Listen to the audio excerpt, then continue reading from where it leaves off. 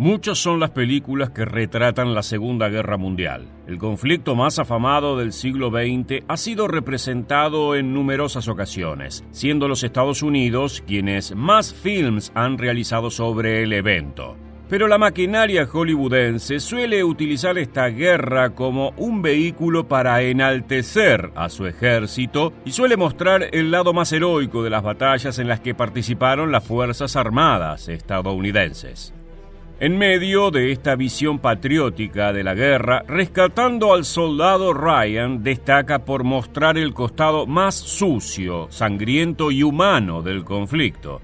La cinta de 1998, protagonizada por Tom Hanks y dirigida por Steven Spielberg, es tenida en cuenta hasta el día de hoy como una de las aproximaciones más precisas de lo que fue la liberación de Francia en 1944. Sin embargo, es preciso indagar en la exactitud de los acontecimientos retratados en la película, ya que, no olvidemos, muchas veces los films no dudan en ignorar algunos detalles históricamente precisos para facilitar la narración.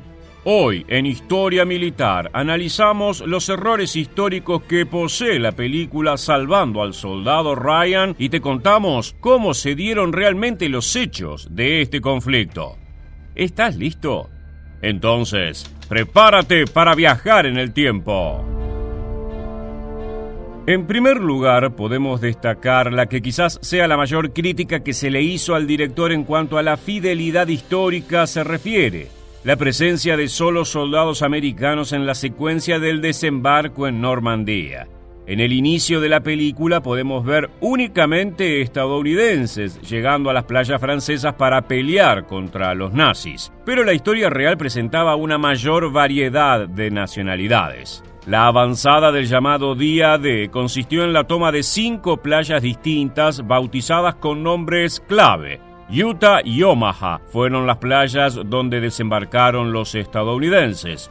Gold y Sword fueron el frente de ataque británico y los canadienses se encargaron de hacer lo propio en Juno. En Salvando al Soldado Ryan, el director elige centrarse solamente en la toma de la playa de Omaha, por lo que es coherente que la mayor presencia sea norteamericana. Sin embargo, un dato que parece pasarse por alto en esta secuencia es que incluso las fuerzas estadounidenses tenían entre sus filas a soldados australianos, neozelandeses, franceses, polacos, noruegos y checos.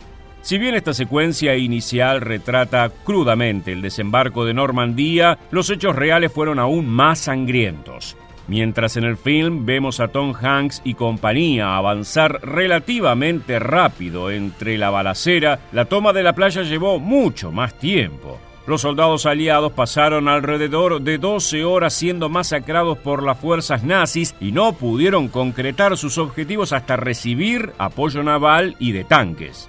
Otra incongruencia que destaca en la película tiene que ver con su premisa de un grupo de soldados arriesgando su vida para salvar a un único hombre. Para entender esto debemos remontarnos a un hecho verídico: la muerte de los hermanos Sullivan. El 13 de noviembre de 1942, los 5 hermanos Sullivan se encontraban sirviendo en el crucero USS Juno cuando un torpedo lanzado por un submarino japonés I-26 hundió el navío.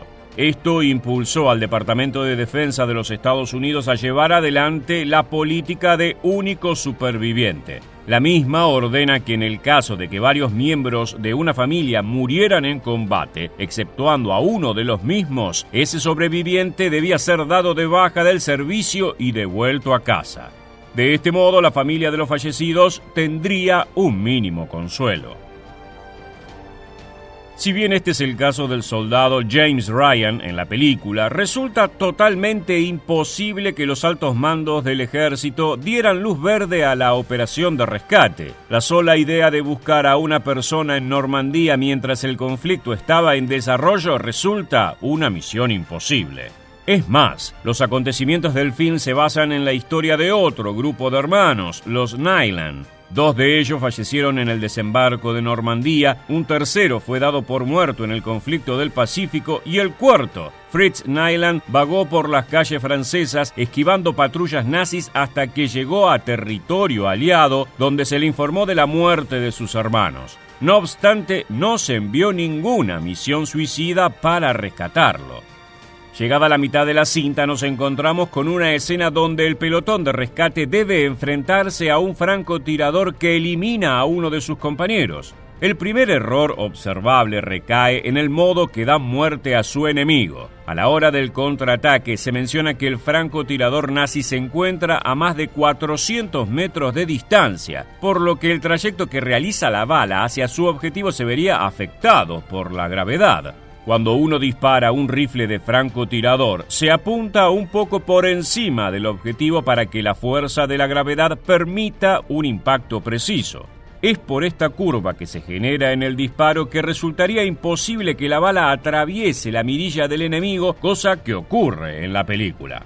Otro detalle incongruente en cuanto a las decisiones tomadas por los personajes en su travesía se nos presenta en la escena donde el pelotón se encuentra con un nido de ametralladoras. El error aquí es que los soldados se desvían de su misión para enfrentar a los alemanes. Esto es algo inadmisible dentro de un conflicto real. Si una compañía se chocaba contra un punto estratégico enemigo, se debía informar por radio la ubicación del mismo y continuar con la misión asignada.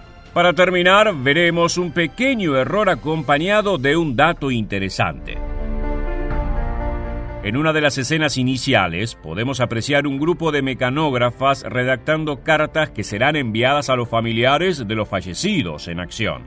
Cuando se nos deja ver una de las máquinas de escribir desde cerca, podemos notar que se trata de una Hermes Ambassador. Este modelo no comenzó su producción hasta mediados de los 50 en Suiza.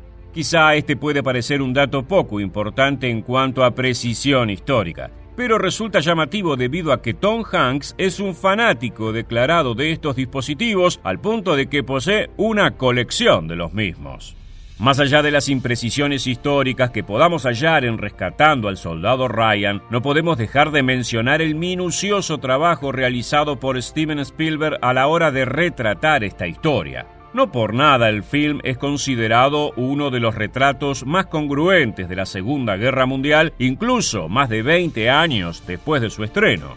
Debemos mencionar que a la hora de empezar a confeccionar la historia, tanto Spielberg como el guionista Robert Rodat se encargaron de consultar con veteranos del conflicto. Tengamos en cuenta que para mediados de los años 90, algunas de las personas que protagonizaron el enfrentamiento aún estaban vivas. Es por esto que el Pentágono condecoró al director con la Medalla del Servicio Público, la mayor distinción de las Fuerzas Armadas que puede recibir un civil. Llegamos al final de este video y queremos preguntarte, ¿te parece que Salvando al Soldado Ryan es una representación fidedigna de los hechos ocurridos en junio de 1944? Déjanos tu respuesta en los comentarios aquí debajo y no olvides suscribirte a nuestro canal para conocer muchos más sucesos militares que dejaron su huella en la historia.